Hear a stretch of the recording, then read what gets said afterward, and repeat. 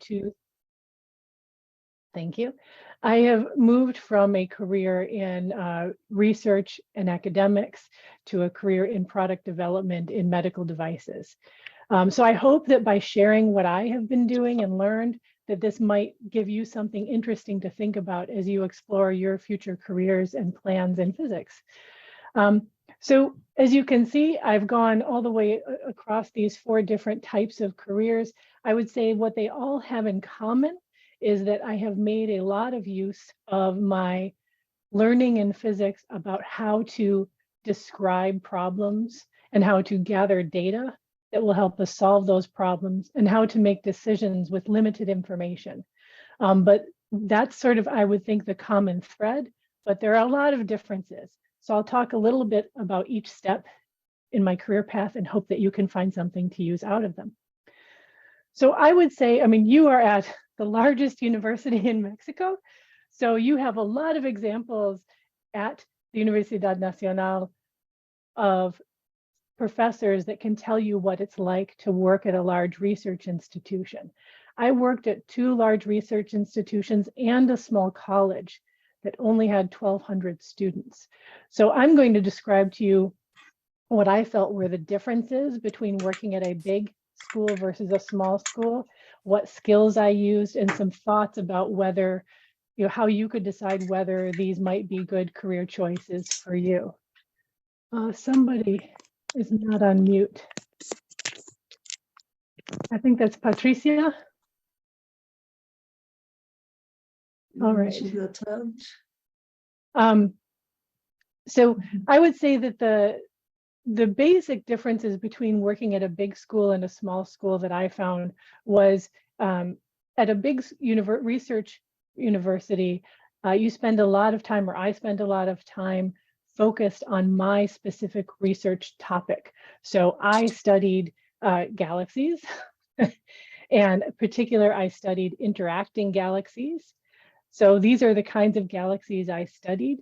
When you look at the stars in the galaxies at the top, these 2 galaxies look like they are not connected at all.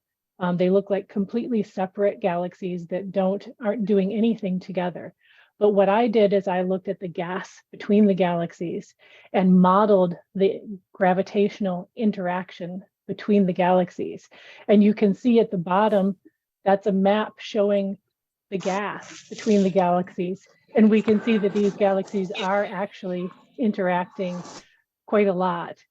And so this is the kind of interesting work that I used to do in astrophysics.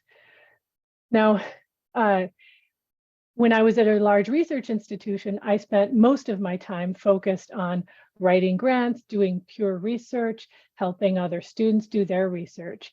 But when I worked at a small school, I spent most of my time teaching and spending time with the students, sometimes on their research projects, but those projects tended to be much smaller and you know, not usually brought to large journals and published in that way. So I did find that, of course, I used all of the skills I had learned in my PhD in astrophysics, right? I used all of my data analysis skills. I used all of the astrophysics knowledge that I had been taught. But in addition, when I worked at the small college, I had to have very strong writing and presentation skills. And I had to be able to understand people coming from a variety of backgrounds. So my understanding is that today you are all coming from learning physics, but at a variety of levels. Some of you may be undergraduates, some of you may be master's students or PhD students, and you all may be aiming for different careers in different areas of physics. I taught everyone from 10-year-old boys who came to look through a telescope to 80-year-old women who came to learn more about the latest news about the solar eclipse. So I had to learn to communicate with all of those audiences. And then also at the small college, I taught every subject from first year English writing through graduate level, through high undergraduate level quantum mechanics. And quantum mechanics wasn't my specialty, so I had to learn it to teach it to the students. So I had to have that interest in learning really anything related to physics. I think if you're looking at, a small college, you might like it. I really enjoyed it. I loved the teaching. I loved interacting with the students. I found learning from the students how to talk to a variety of people about science very, very helpful. But I will say one of the things that I did not enjoy, and the main reasons I ended up leaving academia, was that for me, it didn't feel like I was part of a team. At the large research institution, I was doing my own research all the time, pretty much by myself.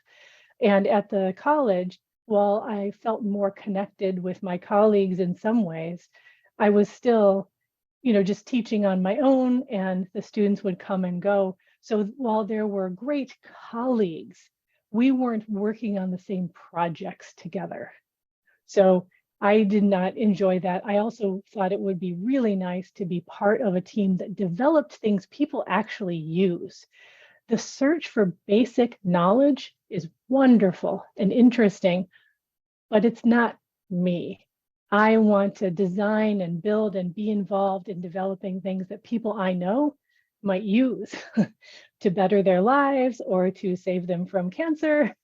So I moved out of academics into medical devices. I'm going to pause and see if there are any questions so far. So far, no written questions. ¿Alguno de ustedes, alguna pregunta? Siéntanse libres también de parar la charla cada vez que cambien de diapositiva, o bien guardar las preguntas al final. No So I questions, Andrea. I need the question in English, though.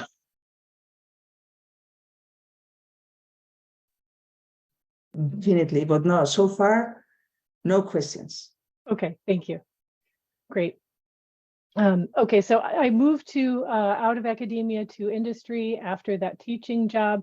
And I think I found this a pretty easy transition in some ways. I moved from academia to being a scientist and trainer at a company called Tomotherapy.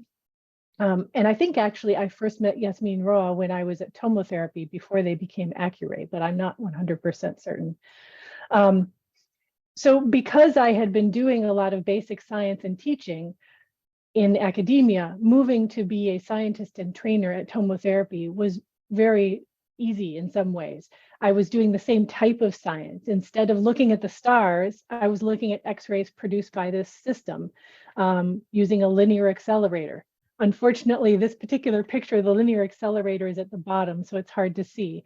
But it produced X-rays, and I measured those X-rays and analyzed that data so we could see if things were in specification. I think Carla mentioned that we worked on commissioning of these systems. That's one of the things I did.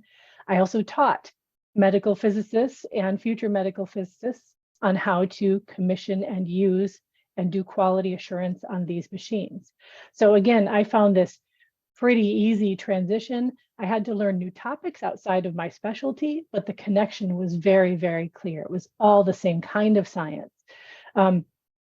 I will say that sometimes these types of jobs, even in industry, do require a credential in medical physics. How you get that credential varies from place to place. I know your university has a program in medical physics. In the United States, it requires not only a degree, but also a credential. But that varies. And many companies in industry will let people work in medical physics without that credential as long as they're not clinical. And that's one thing I want to make clear. I never worked as a clinical medical physicist. I was only in industry. Then one thing I found, I was that scientist and trainer for a few years. And then because I had very good organizational skills, and because I was able to communicate with a wide variety of customers and employees, I ended up being in charge of the entire global medical physics team. So at one point I had 17 medical physicists working for me all across the world, Australia, Europe, now I'm blanking, all over the United States, and also in Portugal. So I had a lot of people reporting to me. That was a bit of a different job because that's when I started moving away from doing the data analysis myself and supporting people who were doing the data analysis. So it's a different kind of problem solving. I went from taking a lot of data to helping people understand what was happening when the data didn't come out as they expected and helping solve problems. One question that was asked was, did the company reach out to me, or was I looking for options outside of academia? I was looking for options outside of academia. And one thing I would say, when you're looking for a job, the best way I have found to look for jobs is to talk to your friends about the things that you might be interested in, or your mentors, and have them connect you with their friends.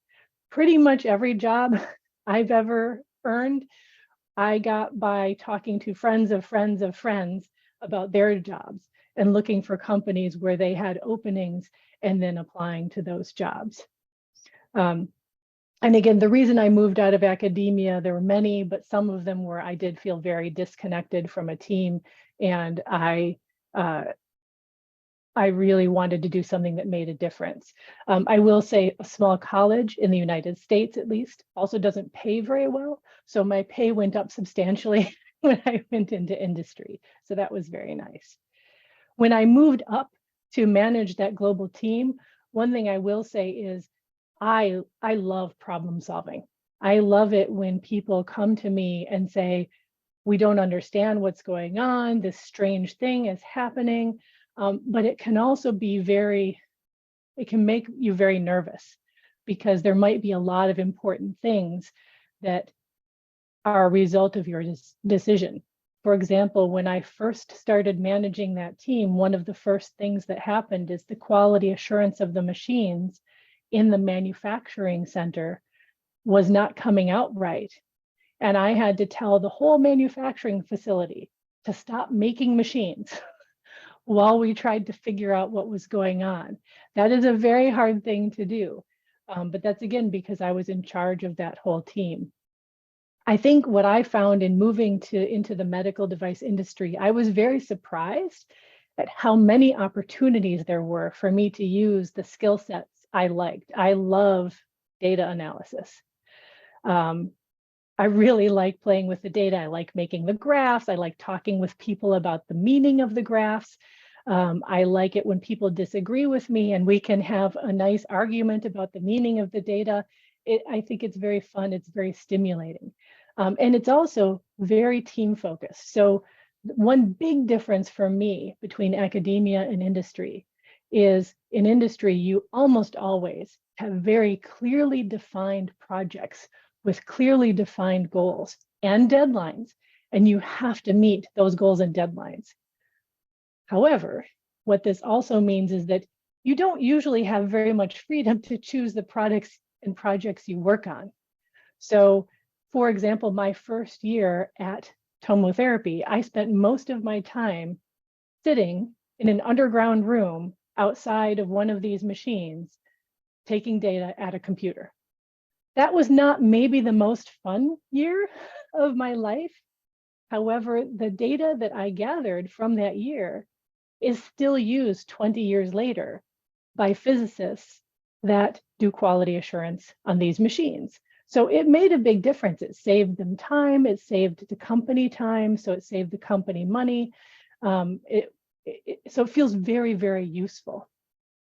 As I moved up in the company, one other thing that can either be good or bad is that there can be some high pressure decisions.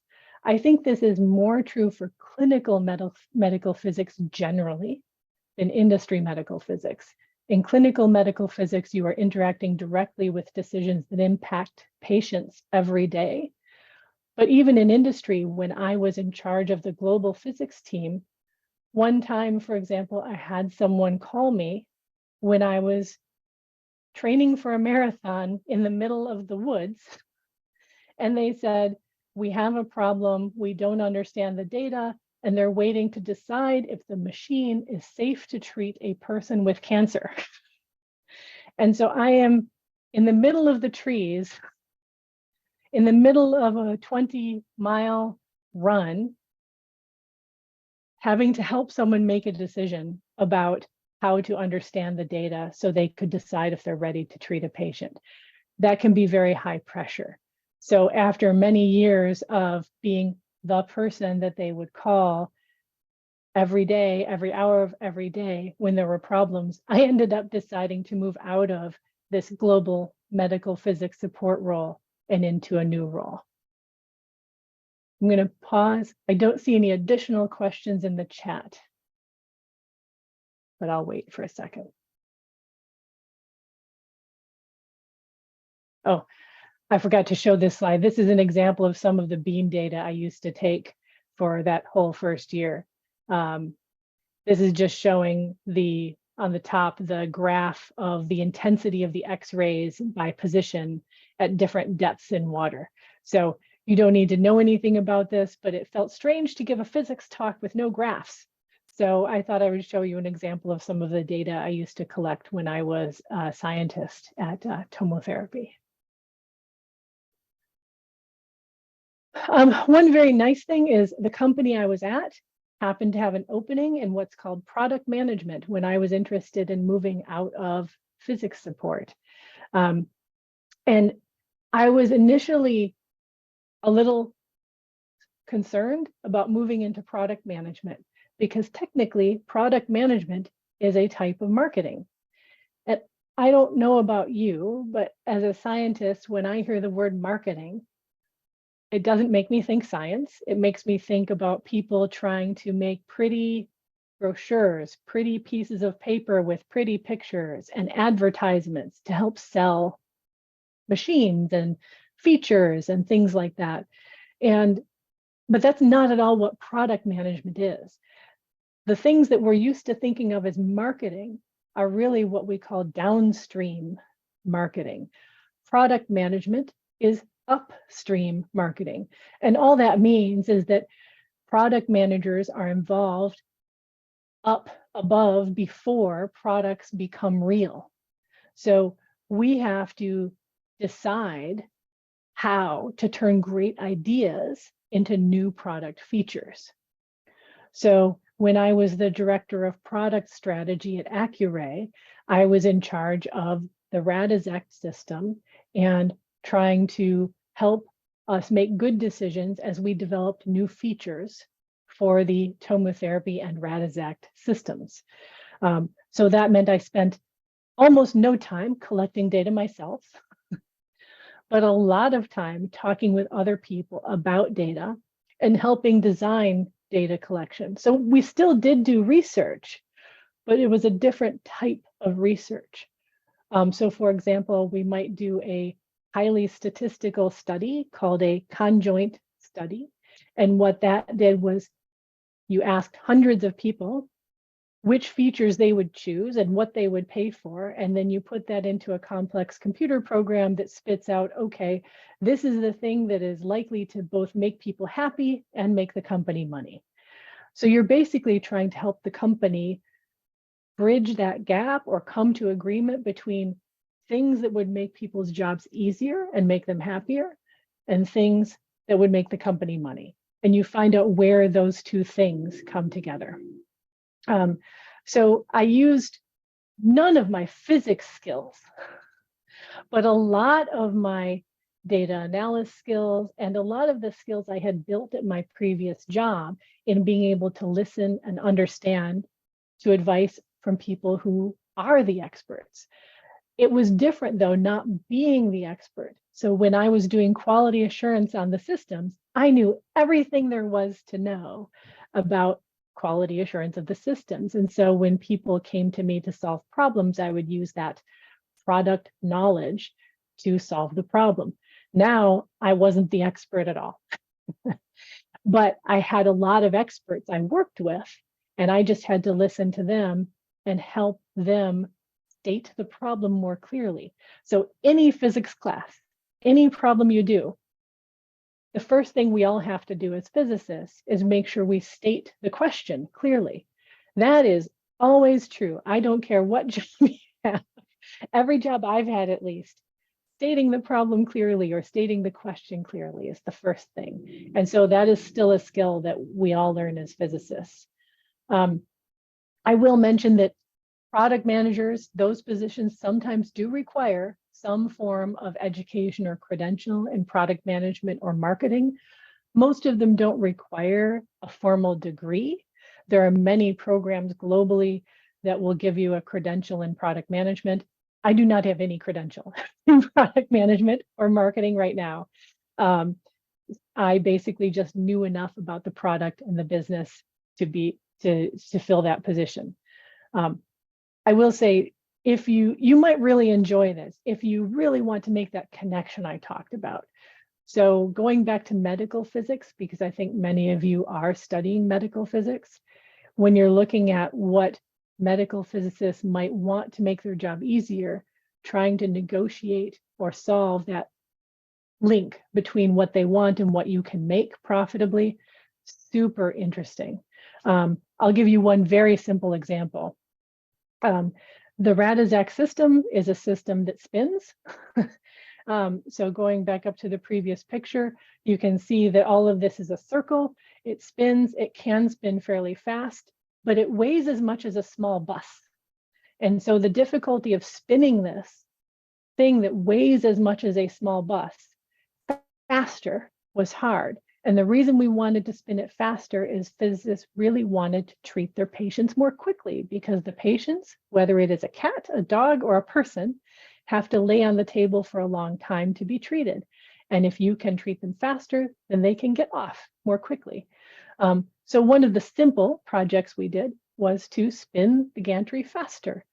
But even doing that simple thing required a lot of testing and effort. And we had to change some of the components because they couldn't tolerate being spun faster. But it can be very satisfying. I will say one thing that I found very hard going into product management is realizing that people don't make decisions based on science. We make decisions partly based on data, but a lot of it is based on feeling. So I'll give you a personal example. I have a Honda Fit for a car. I love that car. I like to think I made that decision based on data because it gets good mileage. It is small for a car in the United States, and it is still very roomy inside. So even tall people and large objects can fit inside it. But I have to say, I also like it because it's bright yellow. And so people don't make rational decisions. And that is part of what being a product manager is realizing that no matter how much great data you have, it may not reflect how people behave. And that can be very frustrating if you're trained in science. Okay. Any other questions? Don't see any in the chat. Okay, it's a good question. The question is, when I applied for the jobs in industry, did they value my academic background, or was it a disadvantage in not having industry-related experience? I think that's a very good question. I think the first job I applied for as the scientist at tomotherapy, it was actually a mild disadvantage. When I applied for this job, what they were concerned about is that in academia, you don't have to be a good team player. Many academics are, but not all of them. And that I wouldn't understand the importance of deadlines and making a profit. So I had to come in prepared to speak to that and show them that evidence that I liked being part of a team and that I understood the need to work to deadlines, and that I understood that while most companies, I think, genuinely want to do good for people, they also need to make money. So I think I had to talk through that in my interviews. They did ask. Yep. Thank you. Okay. And then about a year and a half ago, I think I moved companies, nothing wrong with Accuray, but I felt like I needed a new challenge. I had been in this particular company for 15 years, and I wanted to experience a new aspect of medical devices. So I moved to Exact Sciences. At Exact Sciences, I'm a pipeline director. In some ways, that is still a product manager. So the job in many ways is very similar, but now instead of designing new features to go onto an existing product, we're designing new tests for detecting cancer and finding the appropriate cancer treatment from scratch. So in some ways, this makes it more difficult. Any medical device industry is going to be regulated. So in the United States, it's the FDA that regulates medical devices.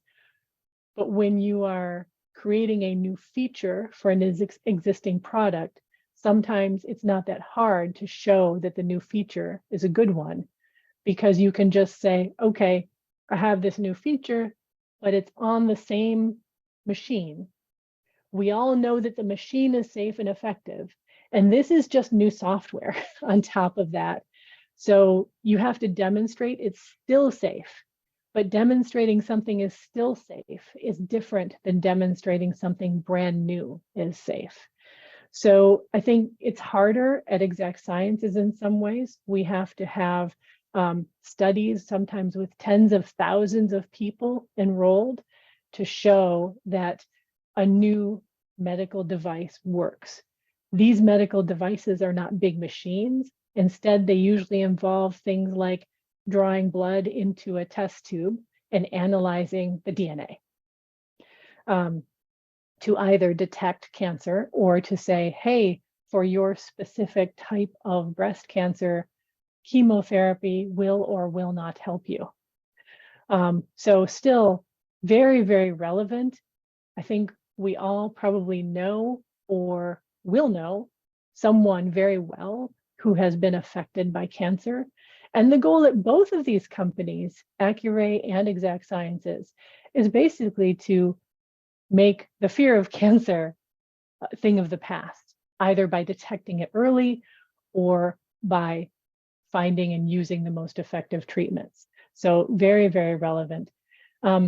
I would say the biggest difference between the type of job I'm doing now and the type of job I did before is that I regularly am involved in discussions at much more different levels.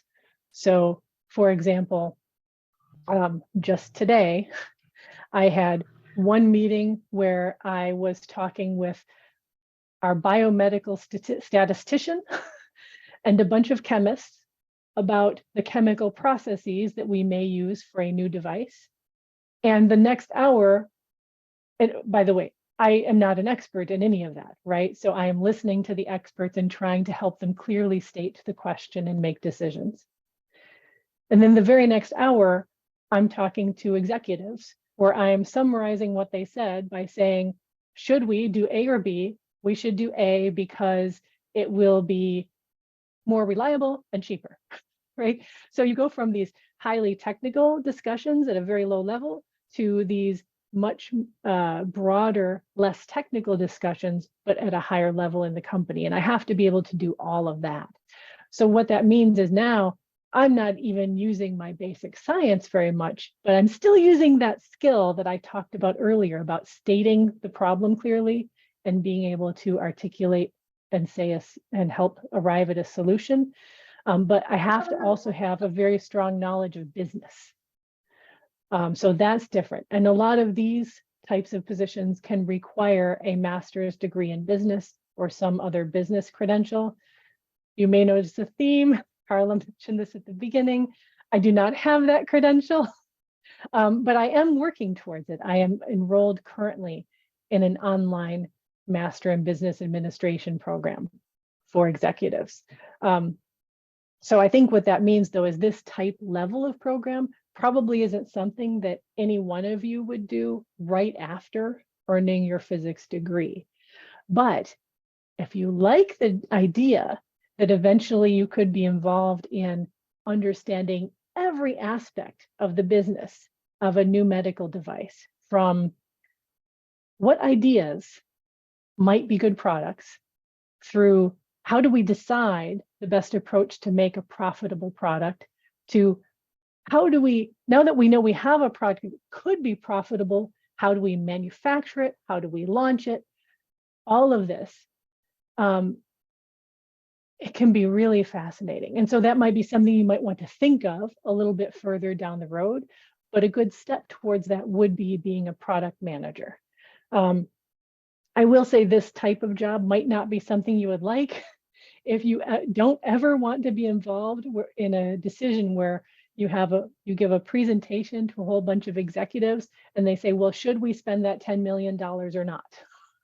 And you have to tell them, well, yes or no, because that is the type of thing that I think you end up doing regularly at this level in product management.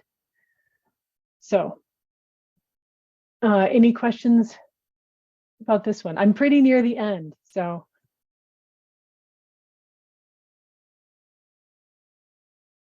There's 2 questions in there. Okay. Yeah. Oh, I see it. So do I miss working on astrophysics or any scientific academic topic? That would be one of my fears. I totally understand that. I would say sometimes I miss the idea of being a scientist. Right now, I would say I'm only a scientist in the loosest possible terminology, in that it's my background and my way of thinking.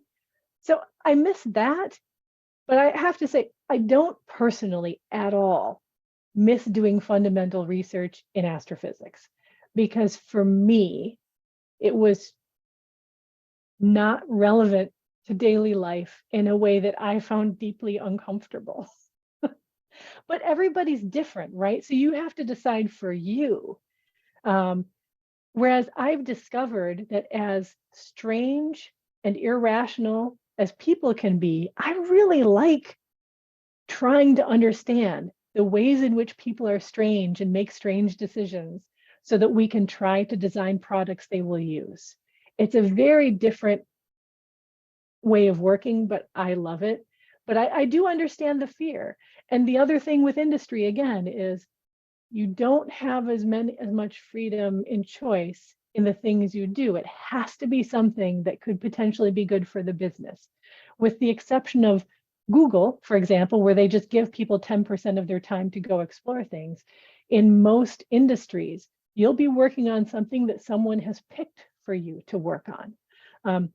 I am very lucky in that I am interested in almost anything as long as it seems useful and complicated.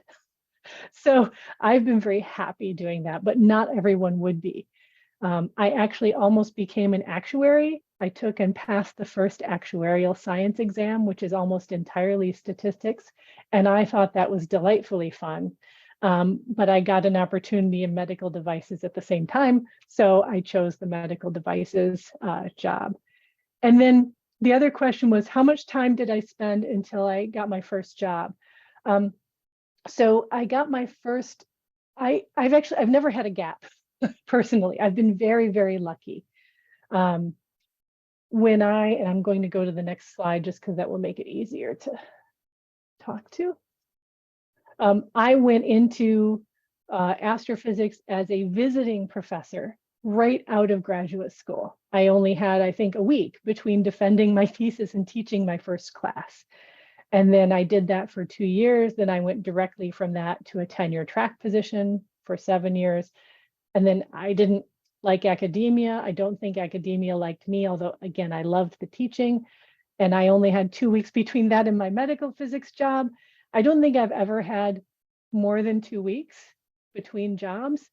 I actually might recommend taking more time between jobs if you can. But we don't always have that choice. And I will say I've been very, very lucky in being able to find jobs in areas I'm interested in. Part of it is probably because I have been very open to new experiences. but I have not had any real gaps in my career so far. And then another question, how difficult is matching your concern for people's health and well-being with a company's commercial needs? Yeah, that's a good one. I think it can be quite difficult, right? I don't think, so I will say the companies I have been involved in, tomotherapy, which became Accuray, and Exact Sciences, both of those companies really want to do the best by patients, genuinely, and by physicians. So I don't think there's any real conflict, but it is certainly true that sometimes you might be asked to choose between, we have this product that could potentially be amazing, but no one will pay for it because either it's too hard to use, or it would cost us too much to develop and we would have to charge too much, or this other thing that would also be good for patients, but we can actually produce. So I think it's really never, for me, been a real conflict between people's health and well-being and the company's needs, but sometimes you don't choose the project that you would most like to work on that might most benefit patients, but you're always trying to benefit the patients. You just have to be aware of the bottom line. I can give you an example. There was one time when we were trying to choose, when I was a product manager at Accuray, between two different features, one of which would be sort of immediately better for patients and physicians, and the other would take a lot longer to develop and would really benefit some patients, but not as many of them. And we made the hard choice to go for the hard thing first, because the first thing was just a little bit, it was just as expensive to develop. And so we would have had to charge a lot of money for it, and no one would pay that amount for it. So we made the decision to do the hard one first, but it's still benefited patients. So I think it's not a matter of you're going to hurt someone. It's just a matter of sometimes the reality of business means that you choose something that might not be what you would choose if you didn't have to worry about being able to sell the feature. Okay. So I hope this has been useful. Again, I think the thread has been, I think any of you, if you're getting a degree in physics, honestly, I think I'm very biased. I think a physics degree is one of the best backgrounds you can possibly have for getting jobs in technical fields, including medical devices.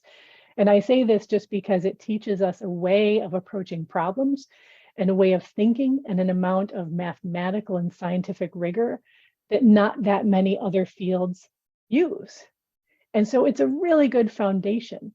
But I think we have to also be able to communicate and be willing to listen.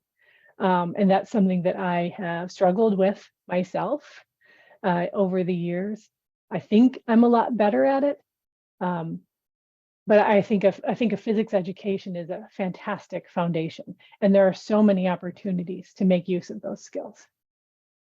So I think, oh, hang on. What would be an advice for those they're interested to work in the industry? I think reaching out to people would be a really good first step. So if you know anyone or a friend knows someone who's working in a medical device industry, reach out to them, ask them what their job is like, ask them if the skills you have might be something that would work for other jobs in their company. Again, all of the jobs I've found have been through friends, which is probably one reason I haven't been, it hasn't taken me very long to go from one job to another. It can be very frustrating. My daughter is graduating college this year. She is applying to jobs. She sends resumes to people she doesn't know, and they disappear. So I think it is almost always better to talk to people instead of just sending out resumes. And then as a scientist talking scientist language, how easy is it to communicate with business people? How easy is it to make them understand the need for the well-being of patients balanced with money?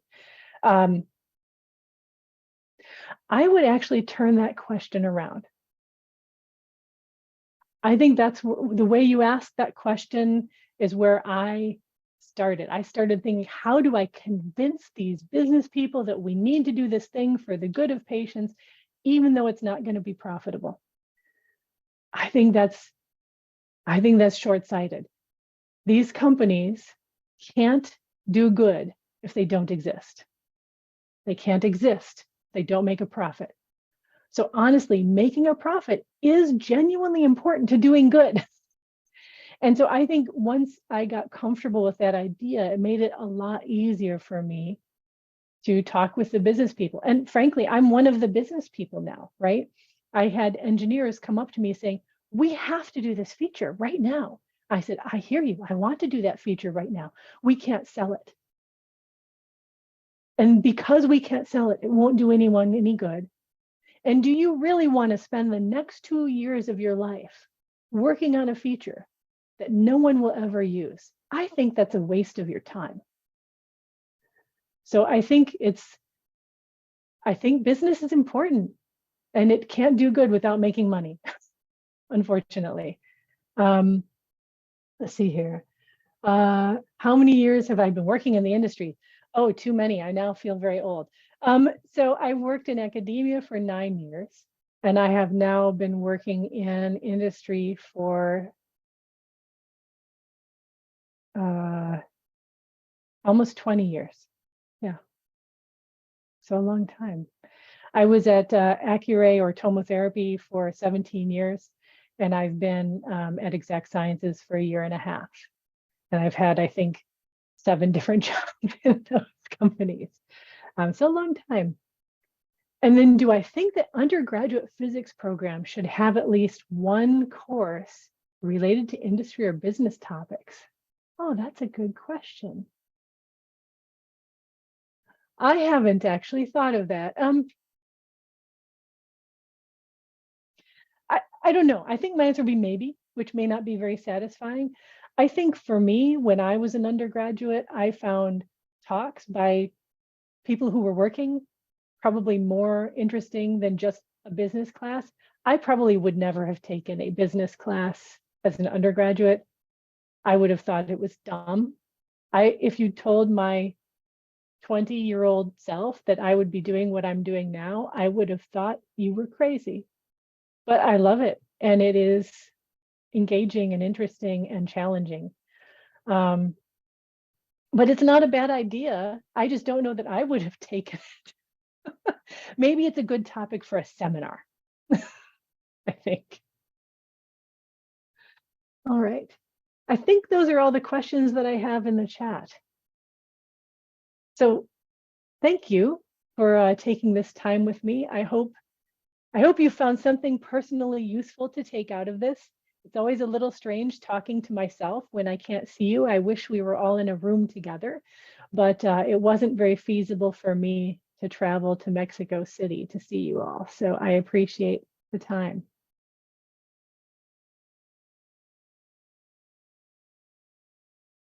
Thank you so much, Andrea.